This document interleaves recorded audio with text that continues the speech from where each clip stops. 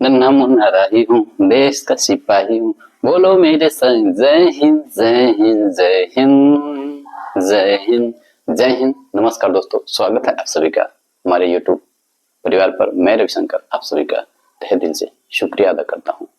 आज का नया टॉपिक है, हम हिंदी कैसे पढ़ें या अपने बच्चों को हिंदी कैसे पढ़ना सिखाएं। जो कभी विद्यालय नहीं गया उनको हिंदी कैसे सिखाएं। तो बने रहिए हमारे साथ। मैं बहुत कम समय में और बहुत ही आसानी से आपको हिंदी पढ़ना सिखा दूंगा। हिंदी पढ़ने से पहले हिंदी के वर्णमाला की जानकारी होनी बेहद ही जरूरी है। तो वर्णमाला शब्द क्या होता है? वर्णमाला से पहले अब हम माला शब्द की चर्चा करते हैं। माला क्या है? माला तो कई प्रकार की हो सकती है। फूलों की माला आपने देखी होगी।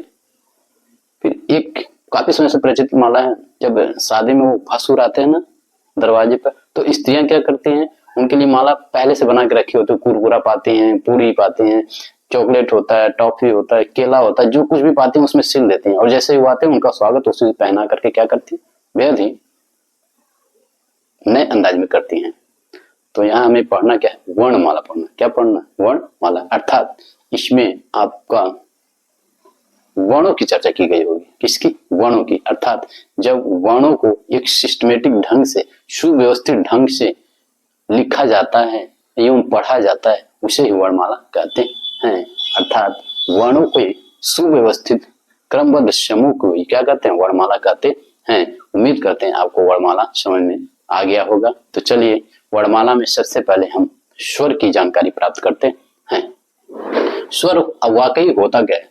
स्वर वे वर्ण होते हैं जिनका उच्चारण स्वतंत्र रूप से किया जाता है। अर्थात जब भी आप इनको उच्चारित करेंगे, इसमें किसी और वर्ण की ध्वनि नहीं सुनाई देगी। जैसे अ का उच्चारण आप करेंगे तो अ ही सुनाई देगा, आ का उच्चारण करेंगे तो आपको आ ही सुनाई देगा। समझ रहे हैं? आगे चलिए, यदि आप इ का उच्चारण करेंगे तो इ ही सुनाई देगा। लेकिन यदि आप क का उच्चारण करते हैं, जैसे क, तो क्या सुनाई दे रहा है? अ सुनाई दे रहा है। क्या सुनाई दे रहा है? अ। यानी आप बोल सकते हैं क जो है स्वर नहीं है। आगे ख, देखिए ख में भी क्या सुनाई दे रहा है? अ, यानी ख जो है स्वर नहीं है। ठीक इसी प्रकार आप ले लीजिए म, तो म में भी क्या सुनाई दे रहा है? अ, अर्थात म भी स्वर नहीं है। यहाँ जितने आपके लिखे गए हैं, अ, आ, ई, उ, री, ए, ऐ, ओ, औ, ये सब क्या है? स्वर है। क्या है? स्वर है।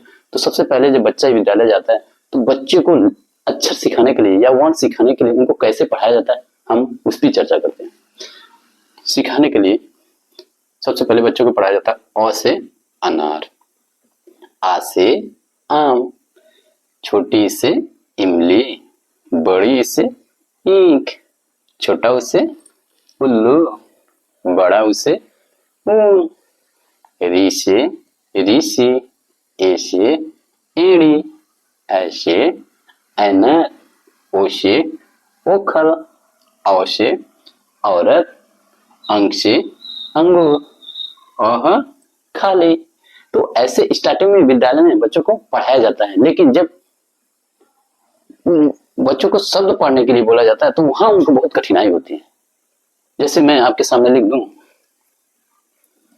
अमन, अमन लिखा है, तो मैं बच्चा को जब बोलूंगा पढ़ो बेटा क्या लिखा है, तो क्या बोलेगा? अ नहीं बोलेगा, वो क्या बोलेगा? अ से अनार बोलेगा। म नहीं बोलेगा, वो क्या बोलेगा? बोलेगा म से मछली। न नहीं बोलेगा, उसको क्या बोलेगा? न से नल। यानी उसको उस समय समझाना बहुत ही क्या होता है? कठिन होता है। अतः जब बच्चा अक्षर पहचान जाए या वर्ण पहचान जाए तो उसको किस तरीके से पढ़ाएं, आइए हम बताते हैं। इसको सिखाएं। क्या? अ, आ, इसको छोटी नहीं बोलेंगे, ई, कम समय में उच्चारित करते क्या बोलेंगे? ई। इसको ज्यादा समय तक उच्चारित करेंगे, यानी ई। सेम उसी प्रकार इसको कम समय में उच्चारित करेंगे, उ। इसको ज्यादा समय में उच्चारित करेंगे, उ। ये देखिए री, ए, ऐ, ओ, औ, अं, अह। समझ में आ रहा है? चलिए दोबारा रिपीट करते हैं। अ, आ, इ, ई, उ, ऊ, री, ए, ऐ, ओ, आओ, अंग, आ। कितना आसान। उम्मीद करता हूँ आप समझ गए होंगे। तो चलिए बार रिपीट कर देते हैं। अ, आ, ए, ई, ओ, ऊ, री, ए, आए, ओ, आओ, अंग, आ। यानी आप हिंदी के स्वरों को पढ़ना समझ गए। तो चलिए आइए बात करते हैं हिंदी में स्वरों की संख्या कितनी होती है? 11 होती है। कितनी होती? 11। अर्थात ये जो ऊपर लिखे गए हैं अ, आ, ई, उ, री, ए, ऐ, ओ, औ, अर्थात इनको क्या बोलते हैं? स्वर। क्या बोलते हैं? स्वर। इनकी संख्या कितनी होती है? 11।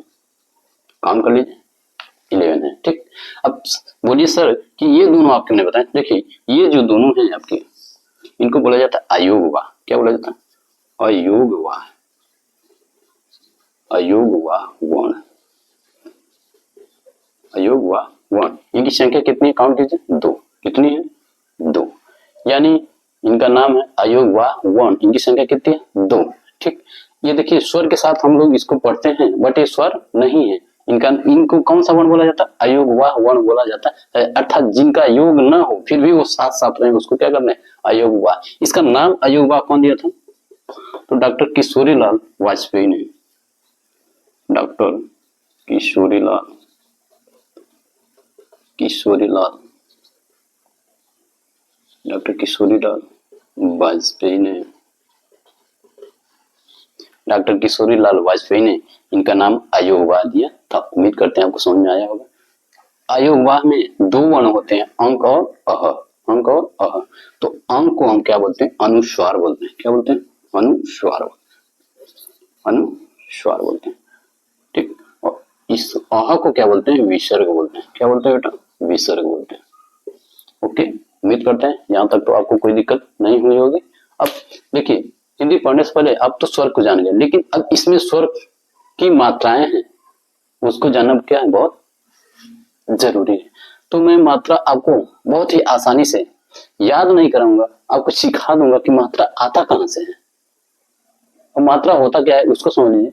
मात्रा क्या होता है? किसी भी वर्ण को उच्चारित करने में जो समय लगता है उसे क्या बोलते हैं? मात्रा बोलते हैं। क्या बोलते हैं?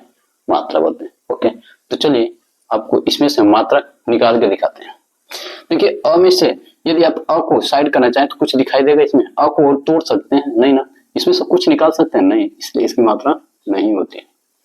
ठीक। आइए इसमें देखते हैं।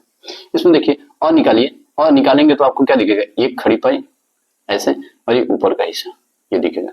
यानी आ की मात्रा क्या होती है? ये होती है। समझ गए? आइए इन दोनों को समझते हैं बेहद ही आसान। एक खड़ी पाई यहाँ है, एक खड़ी पाई यहाँ भी बनाइए और एक खड़ी पाई यहाँ भी बनाइए। ठीक। इसकी मात्रा कैसे याद रखेंगे? बच्चे को कैसे याद कराएंगे? उसको बताएंगे ये जो वाला है इसके सर पे जो टोपी लगी हुई है इसके तरफ उसको इधर खींच लाइए। यानी ये वाला किसकी मात्रा होती है? छोटी। ठीक। अब आइए इसकी मात्रा क्या करेंगे? यानी इसका उल्टा समझाइए। क्या समझेंगे? उल्टा। ये इसकी टोपी इधर से लटकी हुई है तो इसकी टोपी आप क्या करेंगे? इधर से लटकाएंगे। किधर से लटकाएंगे? इधर से। उम्मीद करते हैं यहाँ तक मात्रा समझ में आया होगा। यानी देखिए अ को आप अ में से कुछ निकाल सकते हैं? नहीं ना। तो इसकी मात्रा नहीं। यहाँ से देखिए क्या निकालनी है? आप एक खड़ी पाई निकली हुई है ऊपर डंडी, यानी ये किसकी मात्रा हो गई? आ की। किसकी हो गई बेटा? आ की। अब आइए छोटी और बड़ी की मात्रा समझते हैं। इसमें कंफ्यूजन बच्चे बहुत ज्यादा करते रहते हैं। ठीक। देखिए दोनों में खड़ी पाई तो आना ही है। ठीक। अभी यहाँ देखिए बड़ी में क्या होता है? टोपी इधर से लटका हुआ और वो किसकी मात्रा होती है? छोटी की। किसकी? छोटी की। यानी ये वाला कहाँ उठा लाइए? इस पे। और बड़ी की मात्रा क्या होती है? ये जो टोपी जिधर से लटकी है उसका अपोजिट साइड में टोपी होता है। यानी ऐसे जो मात्रा लिखी जाती है उसको क्या बोलते हैं? बड़ी की मात्रा। किसकी मात्रा? बड़ी की मात्रा। अब आइए को पढ़ते हैं, यानी छोटा हो जिसको बोलते हैं आप लोग। छोटा हो इसको ध्यान दीजिएगा। ये नीचे वाला हिस्सा ये जो घुमा हुआ है यानी इसकी मात्रा ऐसे ही होगी। ऐसे इधर की तरफ जाएगी, ऊपर की तरफ। किधर जाएगी? ऊपर की तरफ। समझ में आ रहा है? ओके। आइए इधर ये देखिए इसकी ये कहाँ लटकी हुई है? नीचे की तरफ। यानी इसकी मात्रा कहाँ आएगी? नीचे की तरफ। ओके। आगे री देखिए, री की ये हिस्सा देखिए, ये वाला यही री की मात्रा होती है। निकाल लीजिए। ठीक। अब कंफ्यूजन बच्चों को कहाँ होगा? ए एंड आई में। कोई बात नहीं, बहुत ही आसानी से समझेंगे। आई के ऊपर क्या है? ऐसे एक डंडी है, एक इसके ऊपर, यानी ये मात्रा इसके ऊपर जो दिख रहा है बच्चे को ये बताइए, इसके ऊपर जो दिख रहा है ये किसकी मात्रा है? एक ही। किसकी? एक ही। आइए आई की मात्रा समझते हैं। ये तो लिख दीजिए ये तो रहेगा ही, एक कैप और लगा दीजिए ऐसे। ये किसकी मात्रा हो गई? आई की। किसकी मात्रा हो गई? आई की। उम्मीद करते हैं समझ में आ रहा होगा। चलिए आइए इसमें देखते हैं। देखिए इसमें से अ साइड कीजिए पूरा, तो क्या दिखेगा? अ साइड करेंगे क्या दिखेगा?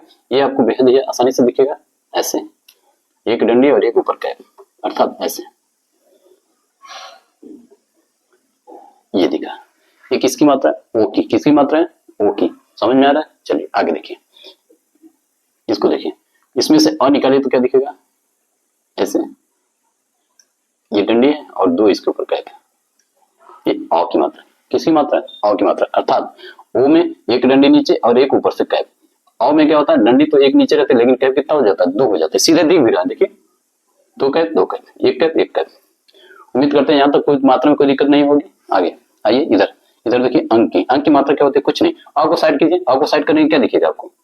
अ को जैसे ही साइड करेंगे आप, तो आपको क्या दिखेगा? ये ऊपर ये डंडी दिख रही है और ये दिख रहा है, यानी ये अंक की मात्रा हुई। किसकी मात्रा? अंक की मात्रा हुई। समझ गए? आगे चलते हैं। यहाँ देखिए, यहाँ कुछ नहीं। आपको साइड करेंगे सीधे आपको दो बिंदी दिखाई दे रही है। क्या दिखाई दे रही है? दो बिंदी। यही किसकी मात्रा होती है? अह की मात्रा होती है। किसकी मात्रा होती है?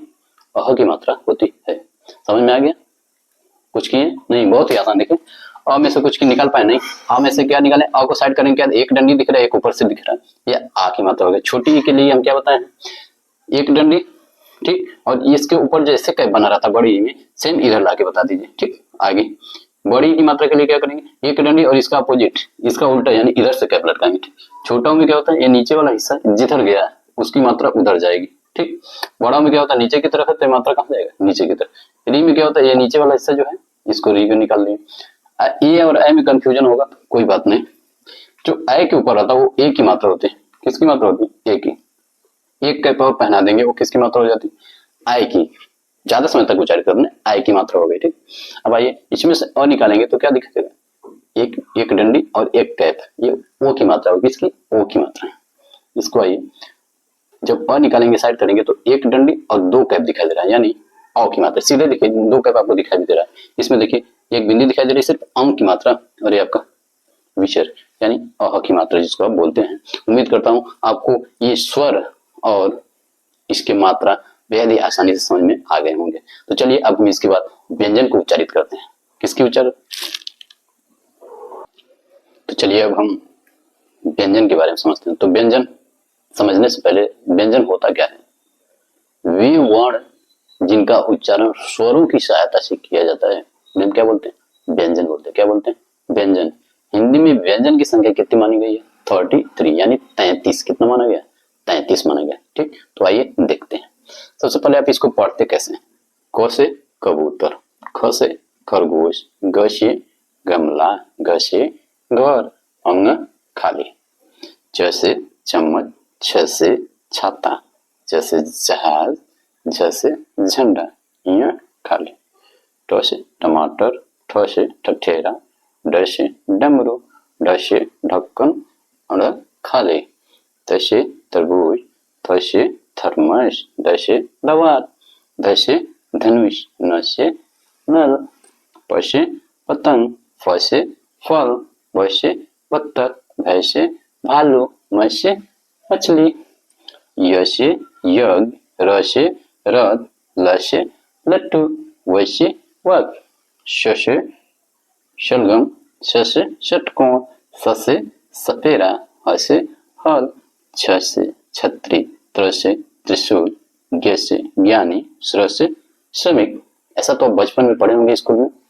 चलिए हम आपको कैसे पढ़ना सिखाएंगे। हिंदी पढ़ना है तो आपको इस तरीके से आना बहुत जरूरी है। इसको बोलेंगे क्या? क। क्या बोलेंगे? क, ख, ग, घ, ङ।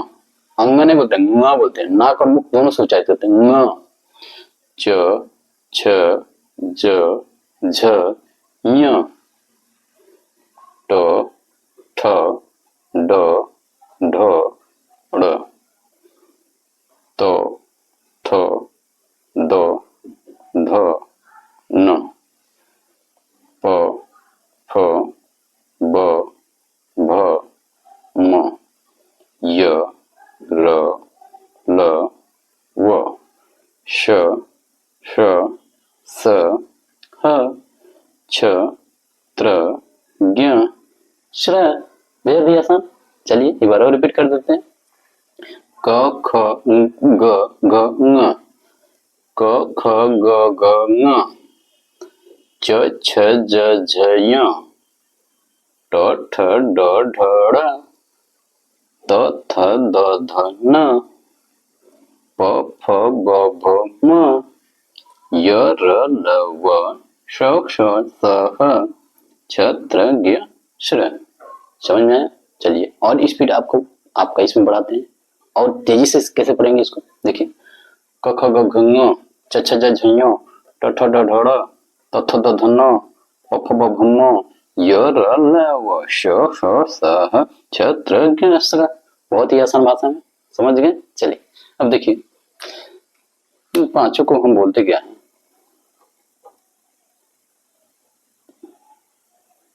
एक दो तीन चार पाँच, पांच इधर से, एक दो तीन चार पांच इधर से, अर्थात इसको हम क्या बोलते हैं? स्पर्श व्यंजन। क्या बोलते हैं? स्पर्श, स्पर्श व्यंजन, स्पर्श व्यंजन। देखिए एक दो तीन चार पांच इधर से, एक दो तीन चार पांच इधर से, ठीक। और नीचे भी देखिए एक दो तीन चार पांच इधर से, अर्थात ध्यान दीजिएगा पांच इधर से, ठीक। इधर भी तो देखिए पांच, एक दो तीन चार पांच, पांच इधर से भी होगा। अर्थात देखिए आपको क्या दिख रहा है? कुछ दिखाई दे रहा है? मैं क्या दिखाना चाह रहा हूँ? ये आपको एक वर्ग दिखाई दे रहा होगा। क्या दिखाई दे रहा होगा? वर्ग। अर्थात जब किसी भी आकृति के साइड की भुजाएं समान हो उसे हम क्या बोलते हैं? वर्ग बोलते हैं। तो पांच इधर से, पांच इधर से, पांच इधर से, पांच इधर से, यानी एक वर्ग का निर्माण हो रहा है। किसका निर्माण? वर्ग का। इसीलिए इसका दूसरा नाम वर्गीय व्यंजन भी है। क्या है? वर्गीय व्यंजन। इनकी संख्या कितनी है? काउंट कर लीजिएगा, 25। कितने हैं? 25, ठीक। आते हैं इधर, ये लास्ट का जो है ङ, य, ण, न, म, इन पांचों को हम क्या बोलते हैं? इन पांचों को बोलते हैं अनुनासिक। अनुनासिक क्या बोलते हैं? अनुनासिक। अनुनासिक वर्ण, अनुनासिक वर्ण अर्थात वे वर्ण जिनका उच्चारण नाक की सहायता से किया जाता है और मुख दोनों से किया जाता है, उसको हम क्या बोलते हैं? अनुनासिक बोलते हैं। इनकी संख्या कितनी होती है? पांच। कितनी होती है? पांच। समझ में आ रहा है? उम्मीद करते हैं आपको समझ में आ रहा होगा। आगे चलिए, ये आपका नीचे य, र, ल, व, इन चारों को हम बोलते हैं, इन चारों को अंतस्थ व्यंजन। क्या बोलते हैं? अंतस्थ, अंतस्थ व्यंजन, अंतस्थ व्यंजन। इनकी संख्या कितनी होती है? चार होती है। संख्या कितनी होती है? चार होती है, ठीक। अभी ग्रामेटिकली ज्यादा अंतर नहीं आपको जा रहा है, सिर्फ परिचय करा रहे हैं। श, श, स, ह, इन चारों को क्या बोलते हैं? ऊष्म व्यंजन। क्या बोलते हैं बेटा? ऊष्म व्यंजन। ऊष्म व्यंजन यानी इसको जब उच्चारित करेंगे तो हवा जो होगी काफी घर्षण के साथ बाहर निकलेगी। ऊष्म व्यंजन। इनकी भी संख्या कितनी होती है बेटा? चार होती है। उम्मीद करते हैं समझ आ रहा होगा। चलिए आइए नीचे, छ, त्र, ज्ञ, श्र, इन चारों को क्या बोलते हैं बेटा? संयुक्त व्यंजन। इन चारों को क्या बोलते हैं? संयुक्त व्यंजन। संयुक्त व्यंजन, संयुक्त व्यंजन। इनकी भी संख्या कितनी होती है बेटा? चार होती है। कितनी होती है? चार होती है। यहां तक तो कोई दिक्कत नहीं हुई होगी। चलिए आगे, संयुक्त व्यंजन किसे कहते हैं?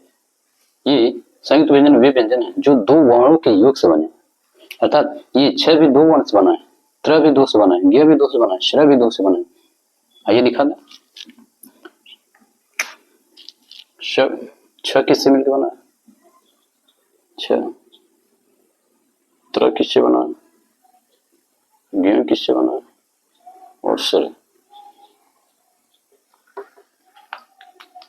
देखिए छ जो है जिसको आप छत्री बोलते हैं, आधे क और श से मिलकर बना।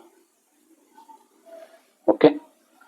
त्र जो है आधे त और र से मिलकर बना।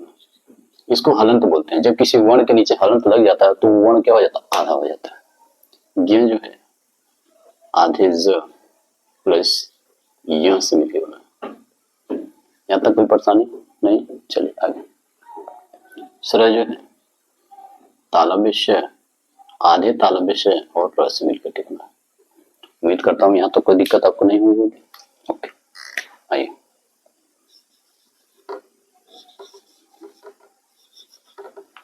ठीक, तो संयुक्त व्यंजन आप समझ गए होंगे, उसमें व्यंजन भी आसानी से समझ गए होंगे। हवा जब इसका उच्चारण करते हैं तो हवा क्या होती है, काफी घर्षण के साथ बाहर निकलती है।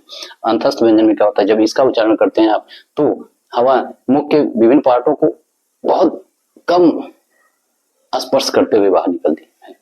तो आपको बता दिए स्पर्श व्यंजन कितने होते हैं 25, और अंतस्थ व्यंजन बता दिए 4, उष्म व्यंजन बताए 4, संयुक्त व्यंजन बता दिए 4। दो और बाकी रह जाता है, उसका नाम है उत्क्षिप्त वर्ण। क्या? उत्क्षिप्त वर्ण। जैसे इसको आप पढ़े होंगे,